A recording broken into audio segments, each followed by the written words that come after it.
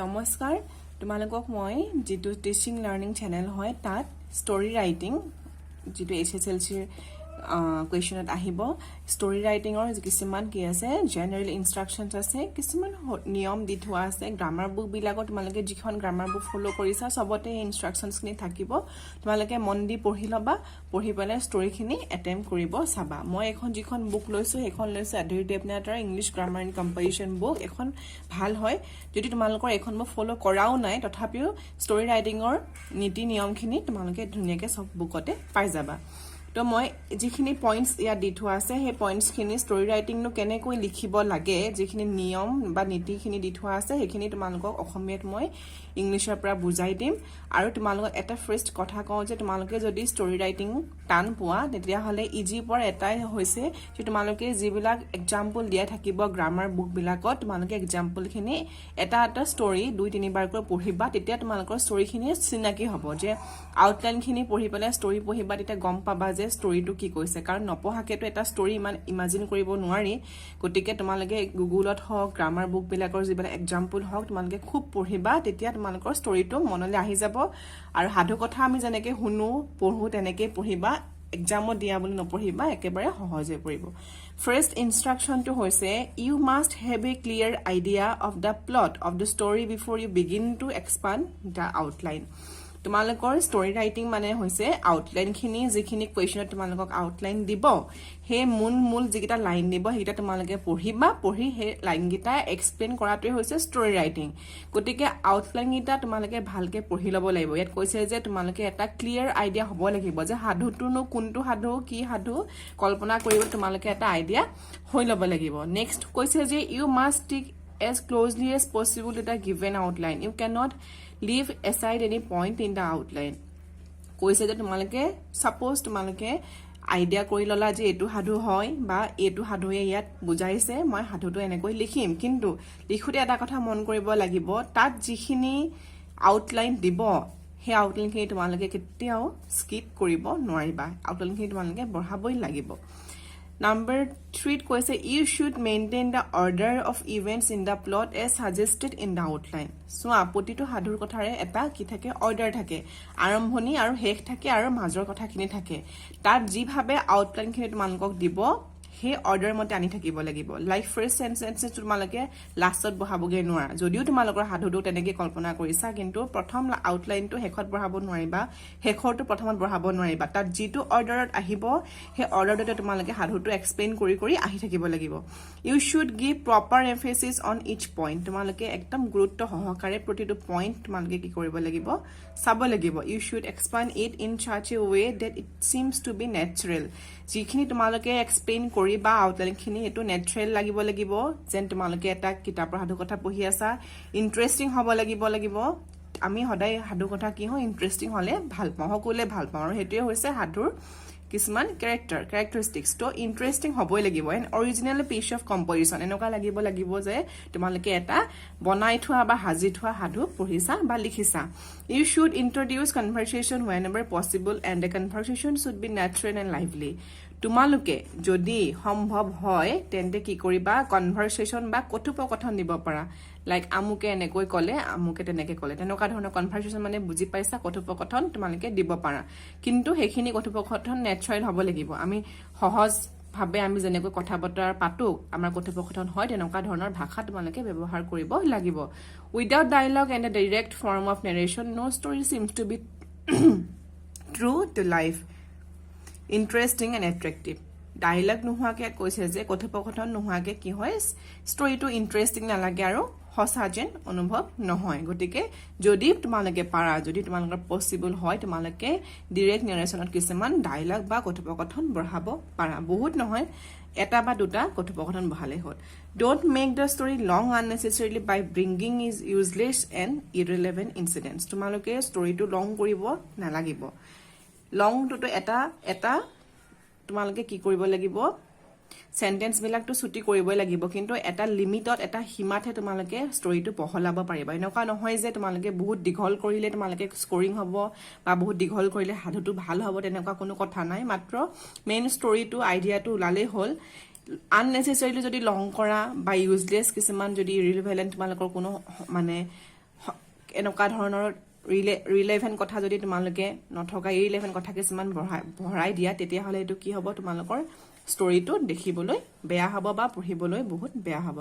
U should conclude the story as strikingly as possible যিমান ক্লিয়াৰকে তোমালোকে ষ্টৰিটো কনক্লুড সামৰণি কৰিব পাৰা যে এনেকুৱা হ'ল আৰু এনেদৰে কাহিনীটো তোমালোকে একদম ভালদৰে একদম ক্লিয়াৰকে যদি কনক্লুড কৰা তেতিয়াহ'লে কাহিনীটো কনক্লুজনটো ভাল হয় you should bring out clearly the underlying moral if it has any যদি তোমালোকে বিচাৰি পোৱা কিবা মৰেল বা নৈতিকতা থকা কিছুমান যদি তোমালোকে সেন্টেন্স বিচাৰি পোৱা বা সাধুটোত তেনেকুৱা কিছুমান মৰেল বিচাৰি পোৱা তেতিয়া তোমালোকে কি কৰিব পাৰা লাষ্টত তোমালোকে হেতু দিব পাৰিলে এটো ভাল তোমালোকে পৰাপক্ষত দিবলৈ চাবা আৰু তোমালোকৰ এক্সামত যিখিনি আউটলাইন দিব নিশ্চয়ভাৱে তোমালোকৰ তাত এটা মৰেল বহাবই পাৰিবা আৰু পৰাপক্ষত হেতু পঢ়াব চেষ্টা কৰিবা use an appropriate title for the story এইটো হৈছে মেইন বস্তু কেতিয়াও ষ্টৰি টাইটেল নোহোৱাকে এটা ষ্টৰি হ'ব নোৱাৰে যদি টাইটেল নিদিয়া তোমালোকৰ মাৰ্কস কাটা যাব গতিকে এটা প্ৰথমতে মনত ৰাখিবা টাইটেল দিবই লাগিব you can choose it from the main characters or incidents of the story or any saying or proverb of the story illustrate তাত যিখিনি বহুত থাকিব তোমালোকে যেটো কাহিনী লিখিবা তাৰ পৰা ক্যাৰেক্টাৰৰ পৰা হওক মেইন ইভেন্টছৰ পৰা হওক তাৰ পৰা এটা বিচাৰি লৈ তোমালোকে কি কৰিব পাৰা বা ক্যাৰেক্টাৰৰ নামৰ ওপৰতো তোমালোকে এটা টাইটেল দিব পাৰা you should write the story in simple easy and idiomatic English. Try to write short, simple sentences as far as practicable. Use proper marks of punctuation. Take care to make it free from all grammatical mistakes. Yet koise je tumalokor story to simple hobo lagibo, সহজ ভাষা লিখিব লাগিব, ভাষা sentence kita suti hobo lagibo, বহুত বেছি দীঘলীয়া নকৰিবা আৰু লগতে grammatical mistake তোমালোকে এভয়েড কৰিব লাগিব গতিকে সিম্পল সেন্টেন্স লিখিবা আৰু গ্ৰামাৰ যাতে শুদ্ধ হয় তাৰ ওপৰত তোমালোকে লক্ষ্য ৰাখিবা এই গিটাই হৈছে ষ্টৰি ৰাইটিংৰ মেইন পইণ্টছ টাইটেল দিব লাগিব সেন্টেন্স কিনি ছুটি হ'ব লাগিব ক্লিয়াৰ কনক্লুজন এটা দিব লাগিব আৰু যিখিনি আউটলাইন থাকিব সেই আউটলাইনৰ যিখিনি অৰ্ডাৰ থাকিব এই অৰ্ডাৰতে তোমালোকে একাদ্ৰিক্ৰমে কাহিনীটো বহলাই লিখিব লাগিব এতিয়া তোমালোকক মই এটা সিম্পল উদাহৰণ এখন বুকৰে পঢ়াম গতিকে উদাহৰণটো আউটলাইনখিনি মই পঢ়িম আৰু তাৰ পিছত ষ্টৰিত যিখিনি দিছে পঢ়িম আউটলাইনত দিছে যে a thirsty ant fell into a stream trying his best to save his life a dove on the branch of a tree near by saw' the ant dropped a dry leaf the ant saw it bit the hunter's toe missed his aim the dove flew away so কিমান ছুটিকৈ ইয়াত লিখি থৈছে থাৰ্স্টি এটা and কি হৈছে এটা ষ্ট্ৰীমত হৰি পৰিছিলে হি নিজৰ জীৱনটো বচাব চেষ্টা কৰিছিলে নিয়াৰ বাই ব্ৰাঞ্চত থকা এটা গছৰ ডালত বহি থকা এটা ডভে কি কৰিছিলে দেখা পাই আছিল ডভটোৱে কি কৰিছিলে এখন লিফ এখিলা পাত কি কৰিছিলে হুকান পাত পেলাই দিছিলে তাৰ পিছত the end show it beat the hunters তাৰমানে পেলাই দিছিল মানে কিয় ইয়াৰ বাবে আমি বুজিব পাৰিছো সাধু কথাটো কি বুজি পেলাইনো আমি কি লিখিম হেখিনি তোমালোকক মই পঢ়ি দিছো টাইটেল ইয়াত দিছে the and and the Dove তোমালোকক মই আগত পইণ্টছত কৈছিলো যে তোমালোকে ক্যাৰেক্টাৰ্ছৰ নামতো টাইটেল দিব পাৰা এতিয়া ক্যাৰেক্টাৰ কিটা কি হৈছে দ্য এণ্ড এণ্ড ডভ এইটো এটা ক্যাৰেক্টাৰ ষ্টৰিটোৰ গতিকে ইয়াত টাইটেল ইউজ কৰিছে তোমালোকে যদি তেনেকুৱা ক্যাৰেক্টাৰ মেইন ক্যাৰেক্টাৰ বিচাৰি পোৱা তাৰ নামতো তোমালোকে কি কৰিব পাৰা টাইটেল দিব পাৰা ষ্টৰিটো হৈছে ওৱান হট ডে কেনেকৈ আৰম্ভ কৰিছে সো ইয়াত লিখিছে যে আউটলাইনত a thirsty ant fell into a stream thirsty পিয়াহ মানুহৰ বেছিকৈ কেতিয়া লাগে যেতিয়া মানুহ গৰম দিনত আমাৰ পিয়াহ বেছিকৈ লাগে গতিকে ইয়াত কেনেকৈ আৰম্ভ কৰিছে ওৱান হট ডে গৰমৰ দিনা কি হৈছিলে ant fell very thirsty and ৱেন to the side of his stream to quench his thirst দেখিছানে কেনেকৈ আৰম্ভ কৰিছে ইয়াত কি লিখিছে a thirsty ant fell into a stream thirsty বুলি কওঁতে ইয়াত আৰম্ভ কৰিবলৈ এটা সুবিধা হ'ল যে গৰম দিন আছিলে আৰু এটা কি হৈছিলে এটা পৰুৱাৰ পিয়াহ লাগিছিলে আৰু হি এটা ষ্ট্ৰীমত গৈ পেলাই পানী খাবলৈ গৈছিলে তাৰ কিয় পিয়াহ গুছাবলৈ he went to close to the water কি কৰিছিলে আমি গম পাওঁ যে পানীত পৰিবলৈ হলে ষ্ট্ৰীমত পৰিবলৈ হলে এইটো হি খাবলৈ হলে ওচৰত যাব লাগিব তো সেন্টেন্স ইয়াত লিখিলে he went close to the water পানীখিনি ওচৰলৈ গল unfortunately he slipped and fell into the water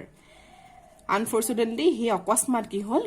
slip হল আৰু পৰুৱাটো পানীত পৰি গল he was trying his best to save his life ইয়াতো দিছে trying his best to save his life. গতিকে এই সেন্টেন্সটো ইয়াত ভৰালে he was trying his best to save his life. হি কি কৰিছিলে নিজৰ জীৱনটো ৰক্ষা কৰিবলৈ বহুত চেষ্টা কৰিছিলে. A dove paragraphটো চেঞ্জ কৰিলে. A dove lived on a tree by the side of the stream. কি কৰিছিলে যদি ডভটোৱে যদি পৰুৱাটো পৰা দেখিছে হিটোটো ওচৰত থাকিব লাগিব হে গতিকে টেন্স এণ্ড সেন্টেন্সটো আৰম্ভ কৰিলে যে হে ষ্ট্ৰীমটোৰ সাইডতে ডভটোৱে এজোপা গছত আছিলে he saw the condition of the ant হিটো অবজাৰ্ভ কৰি থাকিব লাগিব ডভটোৱে কি কৰিছিলে এণ্ডটোৰনো কি হৈ আছে যে হি পানীত পৰি গৈছে নিজৰ জীৱনটো বচাব চেষ্টা কৰিছে গতিকে কি কৰিছে হে বস্তুখিনি চাই আছিলে he felt for the ant he কি কৰিছিলে দুখ অনুভৱ কৰিছিলে he dropped a dry leaf from the tree on the water আৰু ডভটোৱে কি কৰিছিলে এখিলা কি কৰিছিল শুকান পাত ৱাটাৰত পেলাই দিছিলে ইয়াত অকল দিছে যে ড্ৰপড এ ড্ৰাই লিফ আৰু হে সেন্টেন্সটো ইয়াত ভৰাইছে the ant gratitude for so the leaf he somehow got up on the tree on the water কি কৰিছিলে পানীত দিছিলে the end show the leaf আৰু যেতিয়া পানী পেলালে কি কৰিছিলে পৰুৱাতে পাতখিলা দেখা পালে he somehow got up on the leaf and saved his life আৰু কি কৰিলে হি লিফখনৰ ওপৰত উঠি পেলাই তাৰ প্ৰাণটো ৰক্ষা কৰিলে he was full of gratitude for the dove who had saved his life গতিকে এইখিনি অলপ বেছিকৈ এক্সপ্লেইন কৰিছে আউটলাইন গিটাৰ পৰা কি কৰিছে যে he was full of gratitude তোমাক যদি কোনোবাই সহায় কৰে আমাক যদি কোনোবাই সহায় কৰে আমিতো সদায় থ্যাঙ্কফুল হ'ম তেওঁৰ প্ৰতি গতিকে ইয়াত এটা সেন্টেন্স তেনেকৈ ভৰাইছে যে he was full of gratitude for the dove who had saved his life কাৰোবাৰ যদি কোনোবাই প্ৰাণ ৰক্ষা কৰে তো থ্যাঙ্কফুল হ'ব গতিকে ইয়াত এটা সেন্টেন্স ভৰাইছে আকৌ এটা প্যাৰাগ্ৰাফ কৰিলে after a few days a hunter came to the forest ইয়াত কি লিখিলে drop the dry leaf the end show it beat the hunter's toe ইয়াৰ পৰা আমি বুজি পালো যে উলুটায়ো এনটোৱে ডাফটো সহায় কৰিলে গতিকে এই কথাখিনিকে আমি এক্সপ্লেইন কৰিম আৰু আউটলাইনটা ইয়াত ভৰাম after a few days কেইদিনমানৰ পিছত a hunter came to the forest এজন শিকাৰী ফৰেষ্টলৈ আহিছিলে জংঘললৈ আহিছিলে হি aimed his gun at the dove হি গানটো কিহত এম কৰিছিলে এ ডাফ চৰাই ডভক মাৰিবলৈ হি গানটো এম কৰি আছে দা এণ্ড শো দিছ আৰু পৰুৱাটো সেইটো দেখা পাইছিল হি hurriedly went there and beat the hunter's toe ইয়াত দিছিলে the ant saw it beat the hunter's toe outline টো ইয়াত ভৰালে আৰু কি কৰিছিলে ভৰাওতে হি ইয়াত আগত কি লিখি দিলে হি hurriedly went there and beat the hunter's toe A beat the hunter's toe টোত ভৰালে সেন্টেন্স আউটলাইন তাৰ আগত লিখি দিলে হি hurriedly went হি লৰালৰি কৰি আহিলে আহি পেলাই কি কৰিলে শিকাৰীৰ আঙুলিত কামুৰিলে the hunter cried out in pain and lost his aim আৰু কি কৰিছিলে হান্টাৰটোৱে দুখ বিখালে বিখতি কানি উঠিছিলে আৰু কি কৰিলে হি যেটো এম কৰি আছে ডভ চৰাইটোলে হি এম কৰি আছিলে হি এমটো হি হেৰুৱাই পেলালে his cry drew the attention of the dove he কনাৰ লগে লগে তাৰ সাউণ্ড হৈছে সাউণ্ড হোৱাৰ লগে লগে কি কৰিলে ডভটোৱে দেখা পালে he saw the hunter and flew away আৰু হি দেখা পাই পেলাই কি হ'ল কি কৰিলে উৰি গুচি গ'ল হান্টাৰটো কান্দুন শুনি তাক দেখা পালে আৰু গুচি গ'ল ইয়াত দিলে ন হি মিছড হিজ এইম ইয়াতো লিখিছে যে lost his aim missed his aim তাৰপৰা লিখিলে the dove flew away he লিখিলে he saw the hunter and flew away গতিকে গোটেই আউটলাইনখিনি তোমালোকে নটিচ কৰিবা ষ্টৰিটোত সোমাই থাকিবই মৰেল ইয়াত দিছে a good act is always rewarded by God যে ভগৱান তুমি যদি কিবা ভাল কাম কৰিছা ভগৱানে তাৰ তোমাৰ কি কৰিব উপহাৰ বা তোমাক হেৰি প্ৰাইজ দিবই গতিকে এখিনি হৈছে আউটলাইন এটো হৈছে টাইটেল এটো হৈছে মৰেল আৰু এটো ষ্টৰিটো গতিকে তোমালোকে গোটেইখিনি দেখিছা আউটলাইনটো পঢ়িবা টাইটেল এটা দিবা ষ্টৰিখিনি আউটলাইনৰ জৰিয়তে একদম যি একাড্ৰিকমে তোমালোকে এক্সপ্লেইন কৰিবা কৰি মৰেলটো দিবা আৰু সাধু লিখিবলৈ হলে এক্সামত তোমালোকে এটেম্প কৰিবলৈ হলে তোমালোকে কি কৰিব লাগিব খুব সাধুবিলাক এক্সাম্পলবোৰ পঢ়িব লাগিব